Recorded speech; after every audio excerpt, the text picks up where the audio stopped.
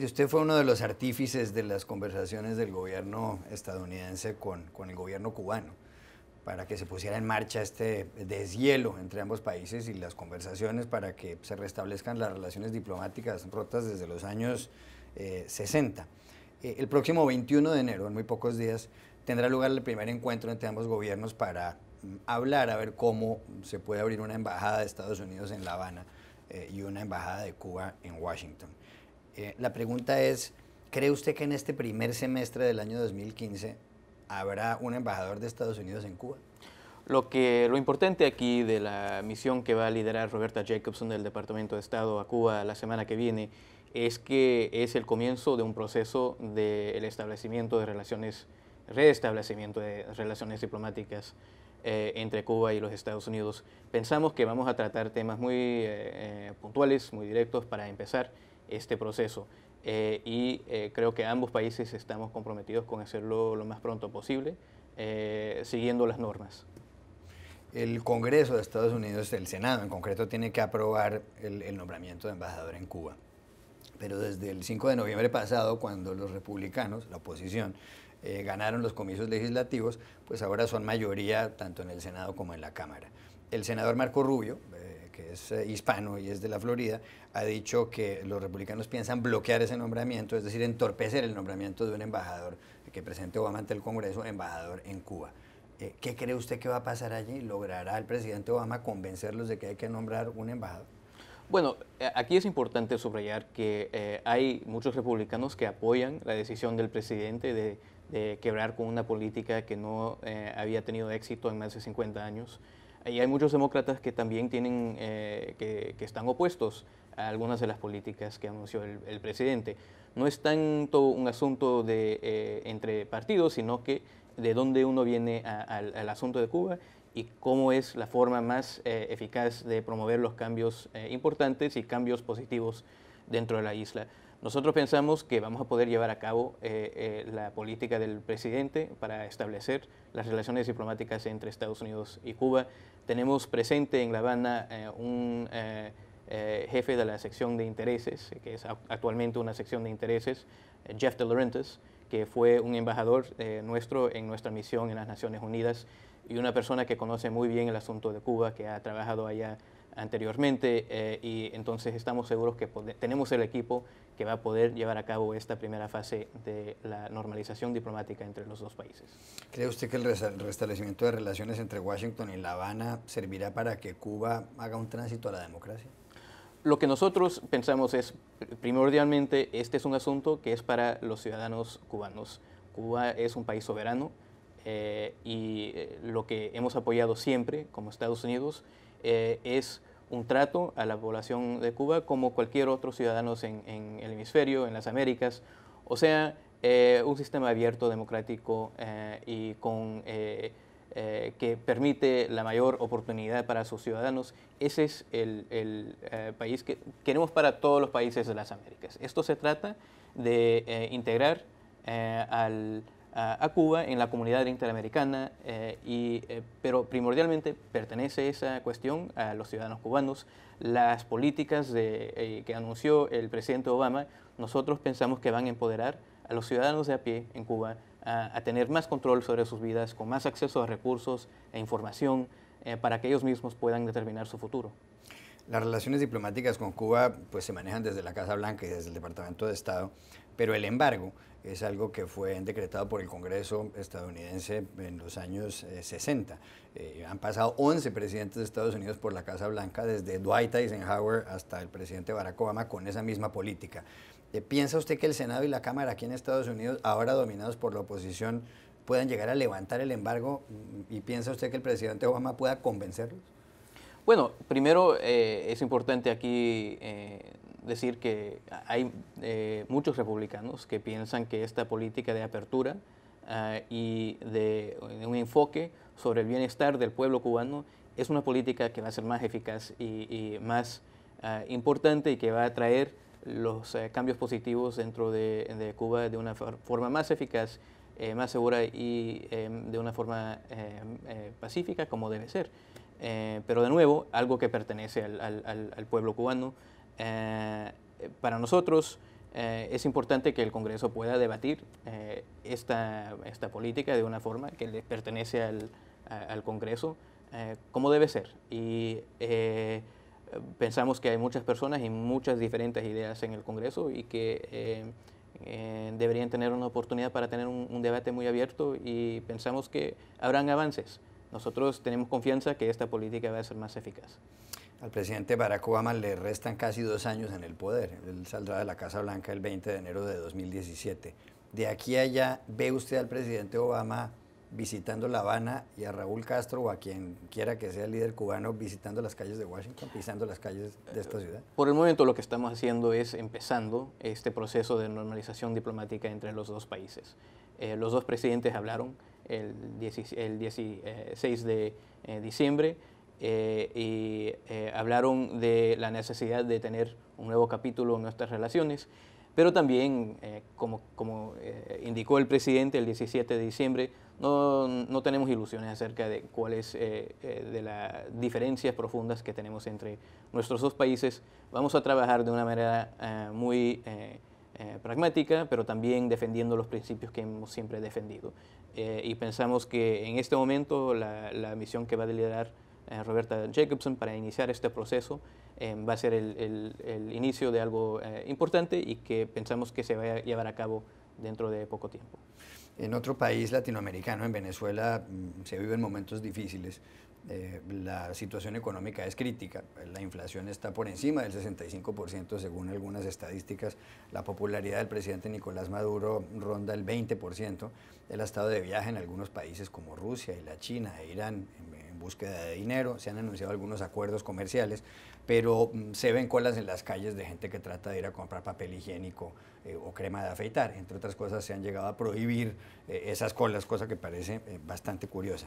El Congreso de Estados Unidos impuso sanciones a algunos altos dirigentes venezolanos y el presidente Barack Obama firmó esa ley, cosa que no había querido hacer anteriormente. ¿Sirven esas sanciones para que Venezuela empiece a respetar los estándares de derechos humanos, que es lo que exige el Congreso aquí en Washington? Bueno, aquí es importante también enfatizar que estas sanciones están dirigidas hacia las personas, hacia los individuos que han participado de alguna forma en la violación de derechos humanos en Venezuela. Y nosotros pensamos que es la vía correcta y adecuada de responder a una situación que ha preocupado no solamente a Estados Unidos, sino que a todos los países de las Américas. Esto no se trata de política ni de ideología, se trata de la forma de gobernar en un país que está comprometido por varios instrumentos interamericanos a la democracia representativa. Esa es la plena verdad.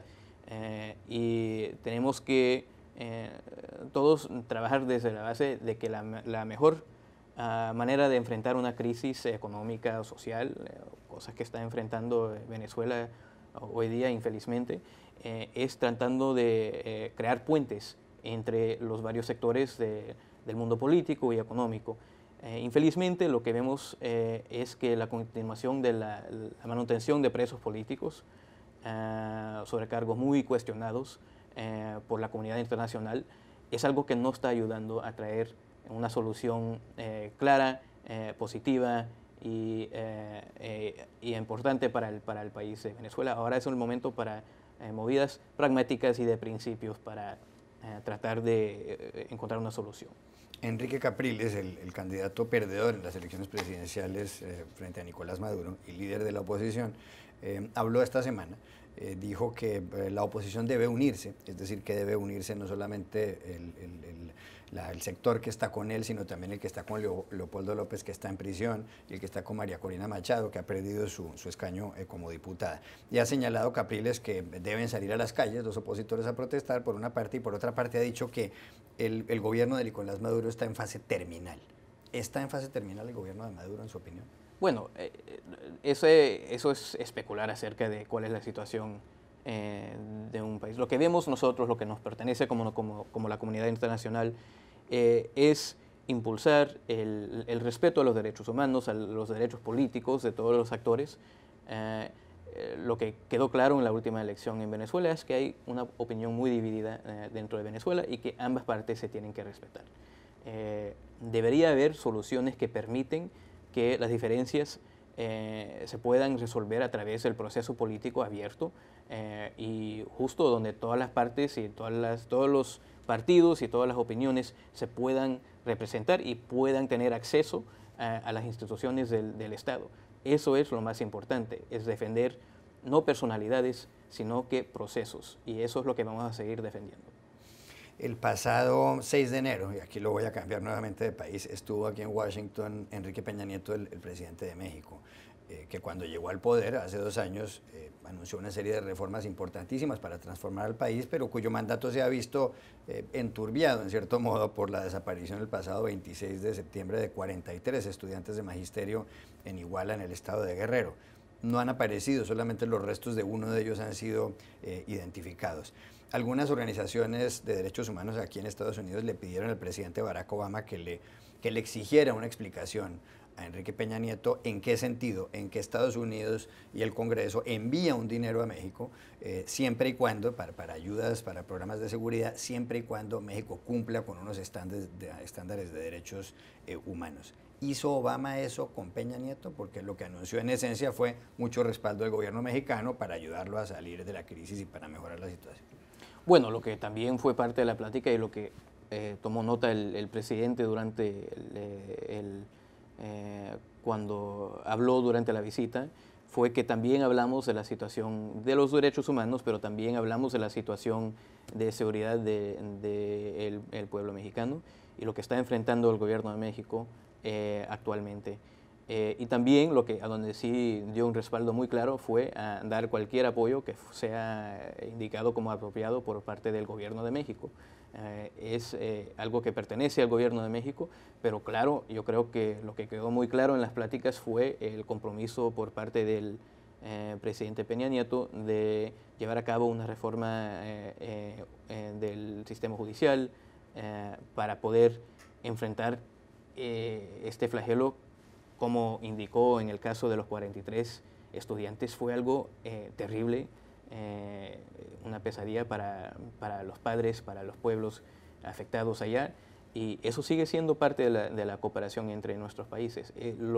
La mejoría en la situación de seguridad de los ciudadanos mexicanos es algo que afecta a todo Norteamérica, y nosotros nos vemos siempre más como socios, y para nosotros es importante poder brindar apoyo no solamente al gobierno de México, sino que al pueblo de México en enfrentar esta situación tan terrible.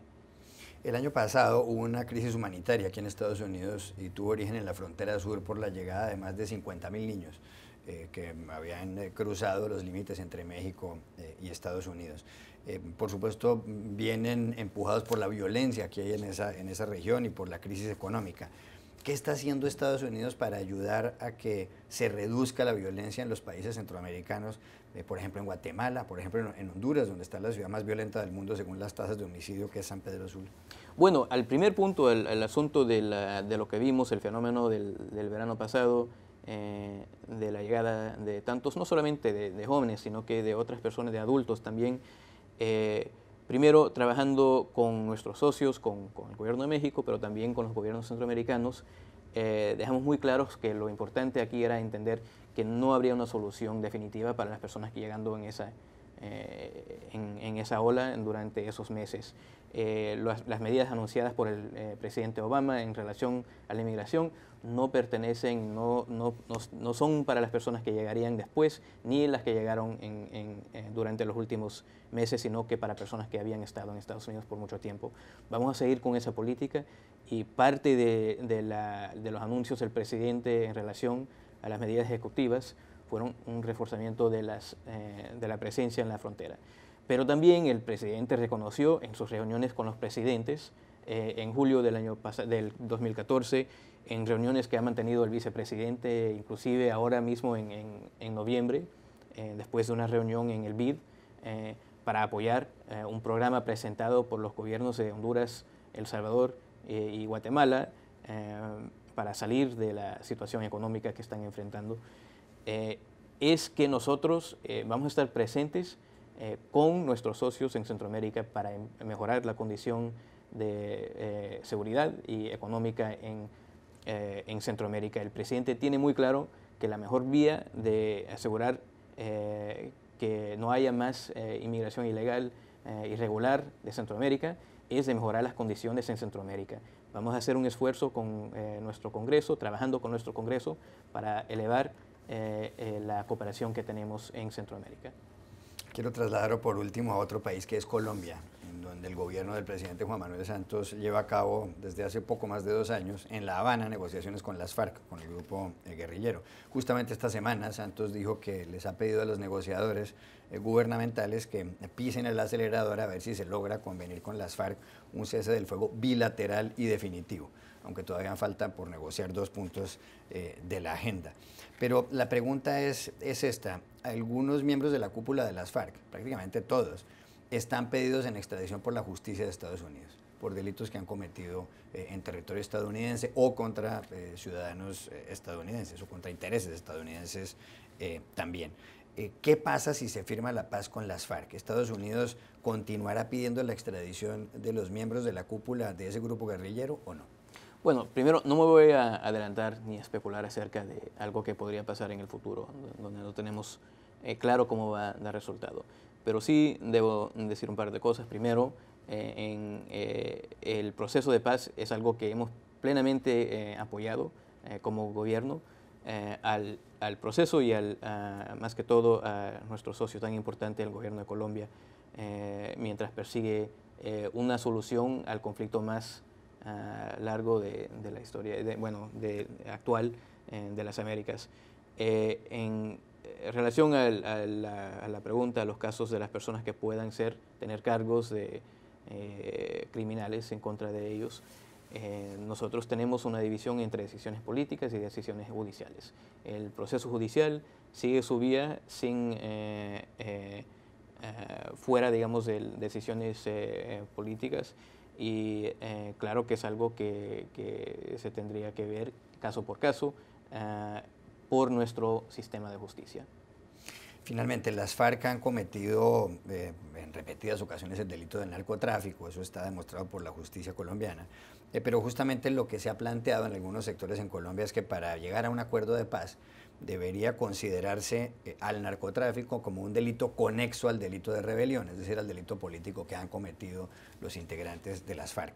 El delito de narcotráfico es un delito común, no es un delito de lesa humanidad. Lo que pasa es que en Colombia tiene implicaciones históricas pues, que todo el mundo conoce. ¿Cómo vería el gobierno de Estados Unidos que se convierta al narcotráfico cometido por las FARC, que se asimile a un delito conexo al delito de rebelión, al delito político?